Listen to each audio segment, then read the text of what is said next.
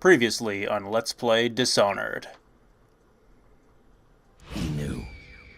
The black-eyed bastard knew that when my blade stilled the Empress's heart and delivered her daughter to the Lord Regent's men, everything would fall to pieces. He watched me do it anyway. And now the world's gone mad. Plague grinds the city down. Corruption rots. A mad killer roams the streets by night, seeking revenge. The overseers have stormed my hideout in the flooded district. And I'm in a strange duel with a mad witch named Delilah for the fate of the Empire. I'd say I was being punished, but I know that the world doesn't punish wicked people. We make our choices and take what comes. And the rest is void. I can't say I wasn't warned. And now the conclusion.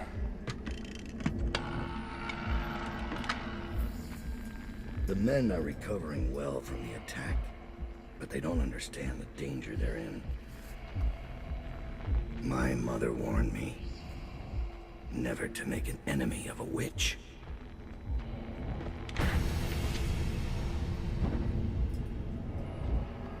Corvo, you found us?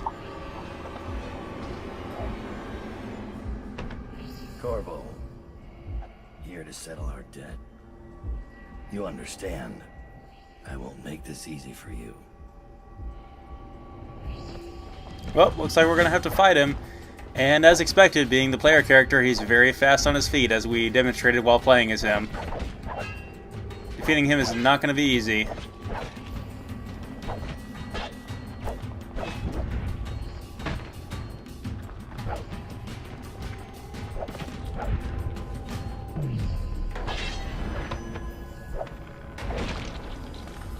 Alright, we got him. Oh, it was only a dream. Of course it was only a dream. Kind of a nice scene, though. It doesn't matter if you succeed or fail at that. You'll still continue on. After all, it was just a dream.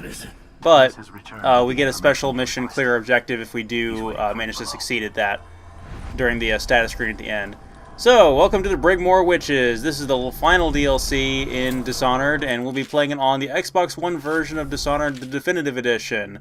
I've not demonstrated this version yet. It's been out for almost a year, and it's by far the best looking version of the game on consoles. This is on the Xbox One and the PS4. So this is going to be a new file, as in not a continuation off of the Knife of Dunwall. So we'll still be playing in high chaos, just as we did in the Knife of Dunwall. But I will be playing with a new setup, so I'm going to have to go in and get my upgrades right now. We're going to go ahead and pick up our equipment, and I'm going to go into my my setup for this route of the game, sort of.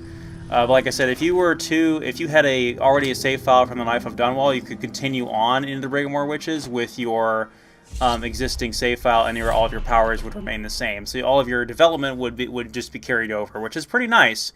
We have a new power here, which I never really got a chance to demonstrate, or it may not have been in the Knife of Dunwall, which is the pull power. We'll demonstrate that when that becomes relevant, although obviously you pretty much can guess what it is based on seeing it in action. Actually, it helps Daud to defend against Corvo and kill the Empress.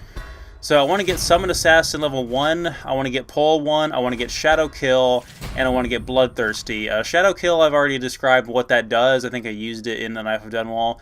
But Bloodthirsty is going to be a new one that we've had since the original game's campaign, but we've not demonstrated yet, mainly because that was a no upgrades run and also a no kill. So there's a lot of interesting dialogue with all the assassins here.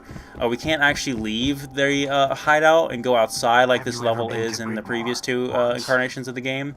But there were only highwaymen in the attic and rats sleeping in the cellars. Nothing like the witches back then. That house has always had a dark history. It's time to write a new chapter. The last one. This is going to be a short video. I just wanted to show off this first level here, which is a very short level. You basically just wake up, get your equipment, and then move on. And there's 2 runes to collect, and I want to make sure I get every rune possible in the Brigmore Witches so I can get the best setup possible. Wasn't Daud. Daud should have caught it. And now witches? He's not the man he was. Daud. Ever vigilant, I see. Are we leaving soon to Brigmore? Interesting times, gentlemen. Overseers in the flooded district, witches abroad in the city, traitors in the ranks. I'd be nervous too. Then I'd remember who killed the Empress in Dunwall Tower and came out untouched. Now, a major criticism for the Definitive Edition is that it doesn't run at 60 frames per second, and it really doesn't look all that much better. It also doesn't have any different interface. Like on the menu screen, the title screen is exactly the same. So it's kind of underwhelming as a updated HD version of Super HD version of the game. When you compare it to the original, and there's really not that much enhanced about it. I mean, the graphics do look slightly better, but not significant enough if you compare this to the Knife of Dunwall DLC Let's Play. But however, I am pushing the limits of my capture device with this Let's Play and recording it at full 1080p. Or should I wait?